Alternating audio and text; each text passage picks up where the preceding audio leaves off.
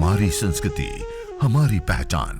यज्ञ, योग, आयुर्वेद सदा रहे हमारे साथ। भारत के प्राचीन ग्रंथों एवं आधुनिक विज्ञान का दिव्य संगम, यज्ञ महिमा।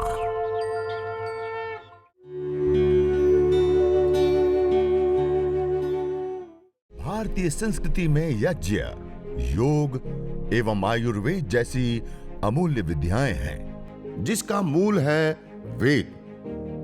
इतिहास की ओर दृष्टि डालें तो भगवान राम, भगवान कृष्ण से लेकर राजा महाराजाओं, ग्रामवासियों व अरण्यवासी ऋषियों की कुटियों तक नित्य व नैमित्तिक यज्ञों का प्रचलन देखने को मिलता है। कि गर्ल्स के लिए इज इट ओके व्हेन मतलब उनके पीरियड्स हो तभी कर सकते हैं हवन? जी, तो एक तो कि मैंने जो बताया था कि 4 आहुति से भी हम हवन प्रारंभ कर सकते हैं। इसके लिए हमारे जो ब्राह्मण ग्रंथ उसमें 4 मंत्र बताए हैं, और जो हम बोलते भी प्रतिदिन आघार वाज्य भाग आहुति हमने आज भी किए, उसी से 4 आहुति घी की कि ओम अग्नये स्वाहा, ओम सूर्याय स्वाहा। तो ऐसे 2 आहुति से भी आप हवन संपन्न कर सकते हैं। फिर वैसे ओम इंद्राय स्वाहा, ओम सूर्याय स्वाहा, इस प्रकार से आप सायंकाल को कर सकते हैं। तो आप 2 आहुति से भी संपन्न कर सकते हैं। ऐसे शास्त्रों में ये विधान है कि भाई जिनके पास समय ही ना हो तो हवन कम से कम करे, छूटे ना, इस प्रकार से ये इसमें छूट दी गई है। और जिनको विशेष रूप से करना है तो अभी जैसे हमने किए देवयज्ञ, फिर उसमें हमने फिर विशेष आहुति गायत्री महामंत्र से की, तो ऐसे कर ले। दूसरी बात है कि जो इस प्रकार से माताओं में जो पीरियड की समस्या बनी रहती है बहनों में, तो ऐसी स्थिति में आप हवन के लिए उसमें अधिकारी तो नहीं बताया है शास्त्रों में कि उनको हवन करना चाहिए, क्योंकि उसको एक प्रकार से अशुभ की दृष्टि से देखा जाता है कि शरीर से जब हमारे शरीर से गंदगी निकलती है, अशुद्धियाँ निकलती हैं, तो उस समय हम अशुद्ध के रूप में रहते हैं। इसलिए जब तक ये समस्या है तब तक ना करें। उसके जगह में हम धुनी कर सकते हैं। जैसे इस प्रकार से आप छोटी छोटी लकड़ियां हैं उसको अंगारे बना लो और उसी में ये सुगंधित पदार्थों को आप ऐसे रख लो और अपने अनुलोम विलोम है वो करो। आप बैठकर ध्यान कर सकती हैं, तो ये कर सकती हैं। हवन के लिए इस प्रकार से कोई विधान नहीं है। और जैसे मैंने बताया कि उसमें एक प्रकार से वो अपवित्रता का भाव रहता है, शरीर से हमारे जो गंदगी है निकलती है, तो इस कारण से हम अशुद्ध रहते हैं।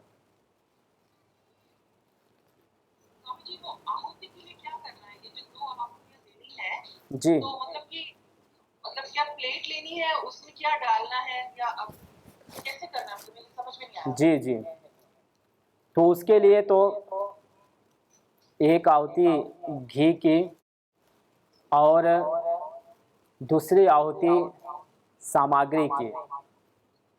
शुरू में तो जो हम हवन करते हैं ना, तो हवन करने से पहले क्या करते हैं, समिधा हम सजा कर रख लेते हैं, चाहे वो गोबर की समिधा हो या आम बर पीपल की समिधा, ऐसे रख लिए है ना। और कपूर में अग्नि लिए, उसके पश्चात उस कपूर को आप गायत्री मंत्र बोलकर ऐसे छोड़ दो, इसमें रख लो। जब अग्नि धीरे धीरे प्रदीप्त हो तो बताया कि आप एक घी की आहुति ऐसे डाल दीजिए उसमें, और उसके पश्चात सामान्य जो सामग्री है उसी सामग्री को आप ऐसे रख दिए कि ओम अग्नये स्वाहा, इदम अग्नये इदन्नमम, ओम सूर्याय स्वाहा, इदम सूर्याय इदन्नमम। तो ये 2 आहुति कर आप फिर उसके बाद शांति पाठ कर लें तो ये यज्ञ संपन्न हो जाता है। तो ऐसे में 5 मिनट लगता है। वैसे ही सायंकाल को सूर्यास्त के समय करें। ओम इंद्राय स्वाहा, ओम अग्नये स्वाहा, फिर ओम प्रजापतये स्वाहा। इस प्रकार से आप एक ही समय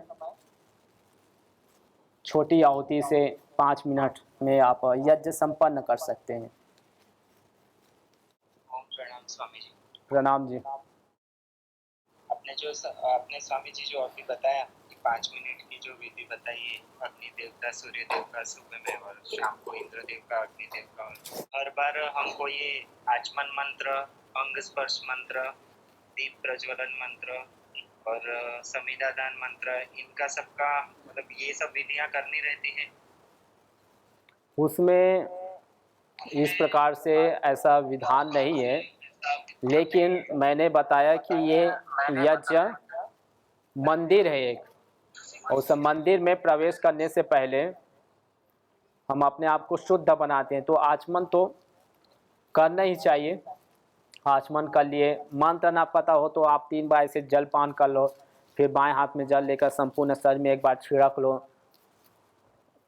और ऐसे दीपक जला लिए, कपूर लिए, छोटी छोटी समिधा रखकर उसमें, फिर मंत्र ना पता हो तो ऐसे ही छोड़ दो। जब अग्नि उसमें प्रदीप्त हो जाए तो ये जो मैंने बताया कि अग्नये स्वाहा, सूर्याय स्वाहा, अग्नये स्वाहा, प्रजापतये स्वाहा, ऐसे 2-2 आहुति सुबह, 2 आहुति शाम को, तो ऐसे कर सकते हैं जी। जी ओम नमस्ते स्वामी जी। नमस्ते जी। ये आपने गायत्री मंत्र से जो आहुति दी, तो ये गायत्री मंत्र की गिनती कैसे करने की? 108 बार यदि हम तो यज्ञ करते हैं तो आहुति घी से देते हैं, सामग्री से देते हैं, उनकी गिनती कैसे करें? गिनती के लिए आप एक 108 माला की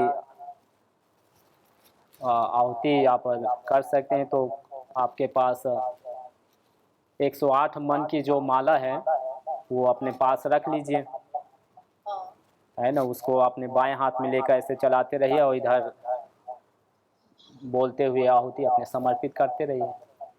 तो इस प्रकार से हमने की। नहीं तो कुछ अंदर सामग्री में हम ऐसे एक्स्ट्रा कुछ सिंगदाना है कि कुछ ऐसा डाल सकते हैं, हवन में कुंड में डाल सकते हैं? मूंगफली तो नहीं, आप कुछ ऐसे जो यज्ञ में डालने वाले पदार्थ है, आप लौंग ले सकती हैं कि आप 108 लौंग अपने पास रख लिए, उसको क्रम से अपने बाएं हाथ से ऐसे रखते जाइए एक पात्र में, तो उससे गिनती हो जाएगी। या फिर आप 108 मन की जो माला है उसको अपने हाथ में लेकर चलाते रहिए, उसके साथ आहुति दीजिए। या अन्य कोई ऐसे इलायची ले सकती हैं, फिर उसी से आप अंतिम में उनको आप धुनी दे दीजिए। तो इलायची हम कुंड में जला सकते हैं? हाँ, वो तो विशेष रूप से सुगंध औषधि है ना। क्या इसमें जो है वो सिर्फ चावल उबाले हुए या यही चीज डाली जा सकती है, जो उसमें हम मिश्री के अपना गुड़ या शक्कर ये चीज भी कर सकते हैं, इससे भी कर सकते हैं? हाँ, स्विष्टकृत के रूप में बताया गया है कि आप एक तो महर्षि दयानंद जी ने कहा कि जो चावल से निर्मित जो भात है सभी जगह उपलब्ध हो जाता है, इसलिए स्विष्टकृत के रूप में पके हुए जो भात है उसको आप ले सकते हैं। वो ना कर पाए तो आप उसी को खीर बनाकर या हलवा बनाकर या मोदक है, या ऐसा भी कुछ नहीं है आपके पास तो आप केवल घी की आहुति से ही आप स्विष्टकृत समर्पित कर सकते हैं उस अग्निदेव के लिए, ऐसे बताया गया है। जी नमस्कार स्वामी जी। नमस्ते माता जी। नमस्ते। आपसे यही सवाल करना था कि हमारे गोवा में, महाराष्ट्र में कोई ऐसा कोई अगर घर में जिसने बच्चा जना है तो हम कोई पूजा वैसा नहीं कर सकते हैं। वैसे ही कोई गुजर गया हो तो भी हम पूजा जैसे अर्चना नहीं करते तब हवन भी कर सकते हैं क्या? हाँ, हवन तो कर सकते हैं। उसके लिए शांतिकरण पाठ से आप हवन कर सकती हैं। शांतिकरण के लिए कि घर में शांति आए, सुख आए, सभी को आत्मबल मिले, चारों ओर जो नेगेटिविटी जो वातावरण बना है वो दूर हो, तो शांतिकरण मंत्रों से ये हवन किया जाता है जी। जी, धन्यवाद सर। जी हो। ओम जी, मैं स्वामी जी से ये प्रश्न कर रही थी, हम जो हवन करने के बाद जो उसका जो बचता है ना हवन का राख, जी उसका हम कैसे यूज कर सकते हैं? जी। तो यज्ञ की जो राख है, शेष एश जिसको बोलते हैं, उसको आप जब ठंडी हो जाए अग्नि, तो आप उसको किसी छन्नी से या बारीक कपड़े से आप छान लीजिए, उसको पाउडर अलग कर लीजिए। और उस पाउडर को जिनको एसिडिटी हो, हाइपर एसिडिटी, अम्लपित्त की समस्या, गैस की समस्या, कब्ज की समस्या, या जिनके कैल्शियम की कमी जिनको है, तो उन लोगों के लिए ये यज्ञ की जो राख है उसको आप पर लीटर 10 ग्राम की मात्रा में आप कपड़े से उसको बांध लीजिए पोटली, और रात को आप उसमें डुबाकर रख दीजिए। प्रातःकाल उसको निकाल दीजिए पोटली को, और उस पानी को आप, हाइपर एसिडिटी है तो आप पूरे समय आप ले सकती हैं, सुबह से शाम तक। नहीं है तो आप सारे परिवार समान रूप से उसको पीते रहें, तो उससे जो गैस है या कभी एसिडिटी ऐसे बन सकती है, तो उसके लिए ये अच्छा जल बन जाता है, मेडिकेटेड वाटर बन जाता है ये।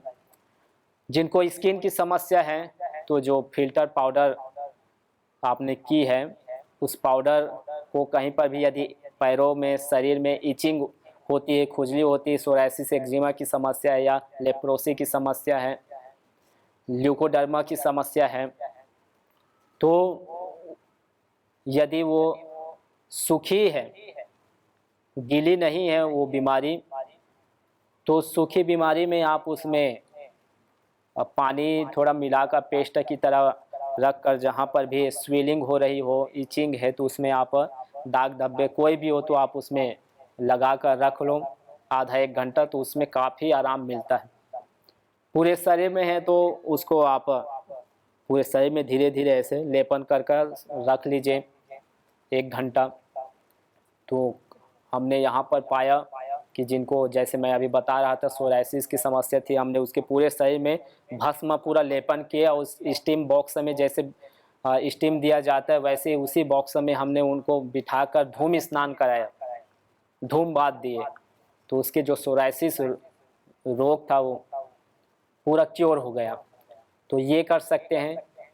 फिर जिनको मुख की समस्या है, पायरिया है, या फोले पड़ जाते हैं मुख में, जीवा में, तो आप उस पानी को, जो आशुद्ध जल है रात में जो भिगा कर मेडिकेटेड वाटर बनाए हैं, उसको आप मुख में रखकर जैसे गरारे करते हैं, गंडूस करते हैं, वैसे आप उसमें 15 सेकंड से लेकर 30 सेकंड आप ऐसे रोक कर रखें, तो उसमें भी काफ़ी आराम मिलता है। जिनको दांतों की समस्या हो, या कोई भी किसी भी प्रकार से फोड़े पड़ जाते हैं, तो उसमें विशेष का लाभ होता है। उसी पानी से आप अपने आँखों में छिड़काव भी कर सकते हैं। तो जिनको आँखों में जलन की समस्या है, या बीच बीच में इस प्रकार से लाल पड़ जाती है, तो आप छिड़काव करें तो उसमें भी विशेष का लाभ होता है। और स्नान वाले पानी में भी आप इसी प्रकार से रख सकते हैं। जिनके शरीर में स्किन की समस्या है, तो आप उसी पानी को, जो रात में आपने 1 लीटर में 10 ग्राम रखे थे, उस पानी को आप स्नान वाले पानी में मिला दो, और उसी पानी में थोड़ा सा और नींबू डाल दो रस, और उसी से आप स्नान करें तो पूरा शरीर में चिकनापन आ जाता है। जैसे साबुन शैम्पू में नहाते हैं, वैसे ही एक उसमें कांति आ जाती है। तो इस प्रकार भी करें। और आप इस प्रकार आप जिनको गले की समस्या हो, कफ है, तो आप उसमें शहद मिलाकर पेस्ट बना लीजिए और उसको आप ऐसे धीरे धीरे, जैसे हम वटी को चूसते हैं तो वैसे उसको धीरे धीरे आप चूसते हुए निगलिए, तो कफ में भी लाभकारक है ये। ठीक है माता जी। हाँ, मैं काफ़ी समय से प्राणायाम कर रही हूँ और लगभग मई से मैं 108 गायत्री मंत्र से आहुति भी दे रही हूँ। जी माता जी। मेरी एंजाइटी की समस्या दूर नहीं हो रही है, कहाँ कमी रहती है ये मुझे समझ में जी, तो उसके लिए आप मेधेष्टि हवन सामग्री प्रयोग करो। अच्छा, हाँ। मैं उसमें मेधा क्वाथ जो है वो हवन सामग्री में मिला लूँ। जी, तो उसको आप उसकी धुनी भी लीजिए, है ना, जैसे मैंने बताया कि मेधा क्वाथ आपके पास है तो उसमें आप गूगल भी मिला दो और वच भी मिलाइए। हाँ, वचा जी जी। तो मिलाकर जो हवन तो कर ही रही है, साथ में जब अंगारे शेष है तो उसमें इस प्रकार से धुनी भी लो और उसी में आप प्राणायाम करो लंबा लंबा जो है ना। जी। हवन सामग्री तो बदन में की गाय की घी से करते हैं। तो मैंने वही बताया कि उसमें गूगल भी मिलाइए, वच भी मिलाइए, है ना। हवन के पश्चात फिर उन सभी मिश्रित सामग्रियों को आप अंगारे में डालकर उसी में आप प्राणायाम करो, अनुलोम विलोम। जी हो। जी नमस्ते। मेरा ये आपसे सवाल था कि हम दीपक को ईशान कोण में रखते हैं, तो ईशान कोण में रखने का क्या महत्व है, क्या आप प्लीज बता सकते हैं? जी, ईशान कोण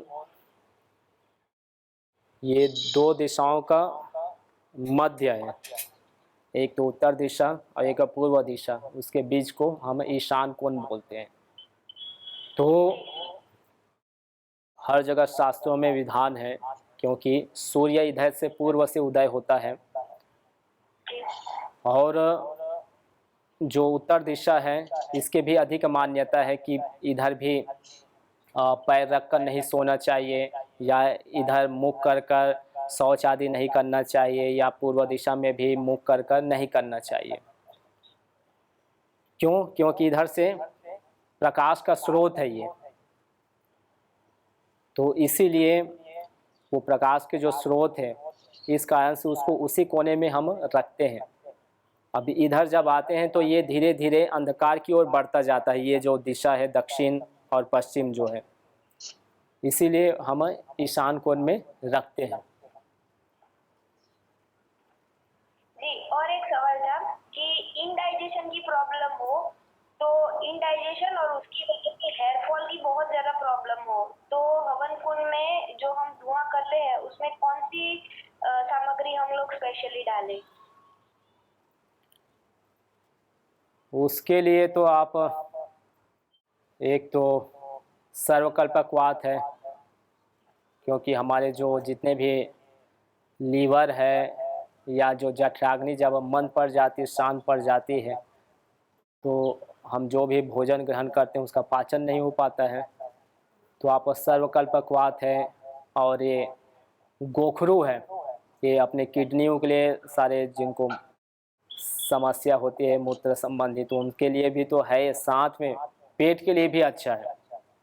तो सर्वकल्पक वात और गोखरू वात, गोखरू के जो बीज आते हैं तो उसको आप मिक्सी में डालकर उसको अच्छा से पाउडर कर लीजिए सामग्री की तरह। सर्वकल्प तो होता ही है, गोखरू को अलग से पीस कर उसमें मिला दीजिए और थोड़ी थोड़ी उसको आप इसमें डालो और उसी में आप कपालभाति प्राणायाम करो, कपालभाति और कुछ आसन भी करो। उसके साथ जो ये उत्तान पाद आसन है, कपालभाति प्राणायाम में है, फिर गोमुखासन है, वज्रासन है, जैसे खाने के बाद वज्रासन में बैठते हैं वैसे आप उस समय भी वज्रासन में बैठें तो उससे हमारे जो सारे जो फंक्शन है वो व्यवस्थित कार्य करने में सक्षम होते हैं। जी और दूसरा क्या था जी? जी, बालों की समस्या, इंडाइजेशन की वजह से जो बालों की समस्या रहती है कि बहुत ज्यादा झड़ जाते हैं, स्किन ड्राई हो जाती है बहुत ज्यादा, तो उसमें क्या करना है? उसमें आप भृंगराज आता है ना, भृंगराज के पौधे हैं, उसको आप सामग्री के रूप में यूज कर सकते हैं। उसी में आप ऐसे डाल दो और प्राणायाम करें। दूसरा है ये पेट के कारण से भी है, जैसे आप बता रही थी कि अपचन की समस्या है, तो ये जो सर्वकल्प गोखरू है उसमें ये भृंगराज भी मिला दीजिए और हवन करके उसकी धुनी करके उसमें आप कपाल भाती है और अनुलोम विलोम में अधिक से अधिक आप सुबह शाम 1-1 घंटा करो पूरा, तो इसमें आपको विशेष लाभ मिलेगा। और आप जो अपने पतंजलि के केश कांति तेल है एडवांस, वो भी आप लगा सकते हैं, तो उसमें भी काफ़ी आपको मदद मिलेगा। जो तुम चाहते हो रोगों से छुटकारा, तो लो नियमित यज्ञ का सहारा। यज्ञ की यह शुद्ध हवा सब रोगों की है दवा। आयुर्वेद ग्रंथों में यज्ञ को देवीय चिकित्सा कहा है और कहा आयुर्वेदेषु यत् प्रोक्तम यस्य रोगस्य भेषजं तस्य रोगस्य शांत्यर्थम तेन तेनेव होमये। अर्थात आयुर्वेद के अंदर जिन रोगों की शांति के लिए जिन जिन औषधीय द्रव्यों का सेवन करने के लिए कहा जाता है, उन्हीं द्रव्यों से हवन करने पर वह रोग हमारे शांत हो जाते हैं, दूर हो जाते हैं, नष्ट हो जाते हैं। अतः आइए हमारे ऋषियों द्वारा प्रदत्त देवीय चिकित्सा यज्ञ को अपनाएं और अपने स्वास्थ्य को समृद्ध बनाएं।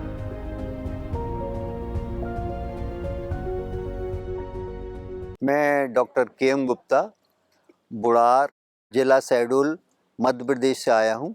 मैं एक रिटायर्ड सीनियर मेडिकल ऑफिसर हूँ एमपी हेल्थ सर्विसेज का। तो मेरी उम्र के हिसाब से जो प्रोस्टेट की बीमारी है वो हो गई है और उसमें यूरिनरी ट्रैक्ट इन्फेक्शन के कारण हमको पेशाब में जलन हो रही थी। उसके लिए मैंने यूरोलॉजिस्ट को दिखलाया, लेकिन 2 महीने ट्रीटमेंट लेने के बावजूद फिर मैं बाबा रामदेव जी से मिला। उन्होंने अपना ट्रीटमेंट स्टार्ट कराया और बोले बिल्कुल ठीक हो जाएगा। तो अभी उनकी दवाई से हमको करीब 80-90% फ़ायदा हो रहा है। साथ ही मेरा कोरोनरी आर्टरी ब्लॉकेज 70% था, उसमें भी मुझको फ़ायदा हो रहा है। और यहाँ की जो विशेष ट्रीटमेंट है वो बस्ती, वो उसका मैं पूरा फ़ायदा ले रहा हूँ और यज्ञ चिकित्सा का फ़ायदा ले रहा हूँ। मेरी बाबा को बहुत बहुत असीम शुभकामनाएं हैं और वो इसी तरह अपना योग पूरे हिंदुस्तान के, पूरे विश्व को देते रहेंगे। इसके साथ ही यहाँ एक नई थेरेपी यज्ञ चिकित्सा प्रारंभ की गई है, जिसका हमको बहुत फ़ायदा हुआ। उसमें भी हमको कार्डियो डिसीज़ में और यूरिनरी ट्रैक्ट इन्फेक्शन की डिसीज़ में फ़ायदा हुआ है। Thank you. यज्ञ भारतीय संस्कृति की मुकुट मणि है, प्रतीक है, मूल है। मानव जीवन के हर पहलू के साथ यज्ञ जुड़ा हुआ है, चाहे वह संस्कार, चाहे पूजा पाठ या फिर पर्व से लेकर हर शुभ अशुभ अवसरों में भी यज्ञ करने की सार्वभौमिक, वैज्ञानिक एवं पंथ निरपेक्ष पावनी परंपरा रही है। आइए हम संकल्प लें, संसार के श्रेष्ठतम कर्म यज्ञ को अपनाएं। पिंड और ब्रह्मांड में संतुलन कायम करने वाले यज्ञ को अपने जीवन का अभिन्न अंग बनाएं एवं प्रकृति मां के प्रति अपने ऋणों को